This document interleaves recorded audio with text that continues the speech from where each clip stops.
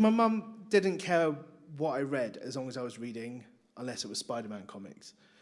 And so I went to the library and I found a copy of The Buddha of Suburbia in the library. And I opened it and I read it. And the first line goes, "My name is Kareem Amir and I'm an Englishman, born and bred, almost." And that word almost blew my mind. It broke my heart, it blew my mind. And suddenly I just saw myself on the page. Now, I'm not saying I was as mustyful as Kareem Amir, but I definitely had someone that I could vibes with. What happened after that was nothing, because that was the only book. There was a one of one book, and it was very hard to find books that spoke to a similar experience afterwards, so I just kept reading Spider-Man. And then years later, I ran into a guy called Didar Zaman, who used to front a band called Asian Dove Foundation, after a concert that they'd done at the University of London, and I was obsessed with Ruffy's Revenge. It taught me everything about politics. All of the stuff that, we keep being told should be in history books was in that album. I learned about Udham Singh. I learned about IC1, the IC3. Like, I learned about so many things in that album. And here was a guy who just saw a young dude who was a bit lost. And I said to him, "Can I send you my novel?" Because I've been trying to write a novel since I was 19. And I was 19, so I just started writing a novel. And he was like, "Yeah, sure, send me your novel." And years later, I realized, like, when you say, "Yeah, sure, send me a novel," you don't realize that they're going to send you a novel and you have to read it. But because I get asked a lot, "Can I send you my novel?" Anyway, I sent him my novel, and bless him, he read it, and he took me out for a cup of tea.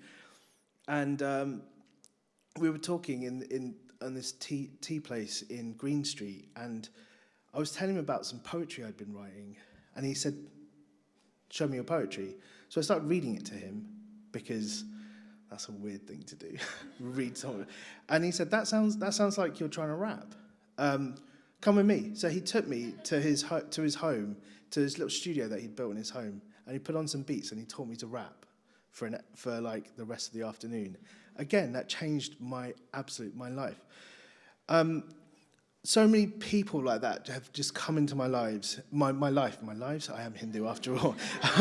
My life at the right time, and just given me the push that I've needed. And that's what I say when I say I've stand on the shoulders of giants. In the mid-90s, there was this young boy who had stolen some razor blades, and it was his first offence, and he ended up in Feltham Young Offenders Institute, which was a very terrible young offenders institute, known for its racism, known for its horrific guards. And they put him in a cell on purpose with the National Front member who beat him to death the night before he was released. And his photo was everywhere for a really long time. I was doing lots of miscarriages of justice work, working on lots of miscarriages of justice cases, and I just saw his photo everywhere. And everyone talked about him like he was a symbol of institutional racism, and he was. But he was also a boy. He was a boy with hopes and dreams. And I wanted to honour that. And so the first short story I ever wrote, while I was trying to be a rapper, the less said about that, the better. The first short story I wrote was about Zahid Mubarak, because I wanted to know what he was thinking about the night before he was released. The night this thing happened to him. I wanted to know what he'd gone to bed thinking about. I wanted to give him some humanity. And that's the short story I wrote. And that's the short story that was my first ever short story that was published. And if it wasn't for Courtier and Rajiv and Nee, that short story would have been terrible. But they spent time with me, they edited me, they did that work. And I realised that being a writer isn't a solitary thing. And that's pretty much the spirit with which I put The Good Immigrant together, because I wanted to honour all of these people. I could never pay them back, right? But you can always pay it forward, and you can always pay it forward to a new generation of writers. I came across this quote. The person who runs Media Diversified had this as her email signature for the longest time, and I really, really love this quote. It's from Toni Morrison, right? It goes, "We don't need any more writers as solitary heroes. We need a heroic writers' movement, assertive, militant, pugnacious." And that has always been my spirit when I've been working on these things. You write in order to change the world, knowing perfectly well you probably can't, but also know that literature is indispensable to the world. The world changes according to the way people see it, And if you can alter, even by a millimetre, the way a person or people look at reality, then you can change it.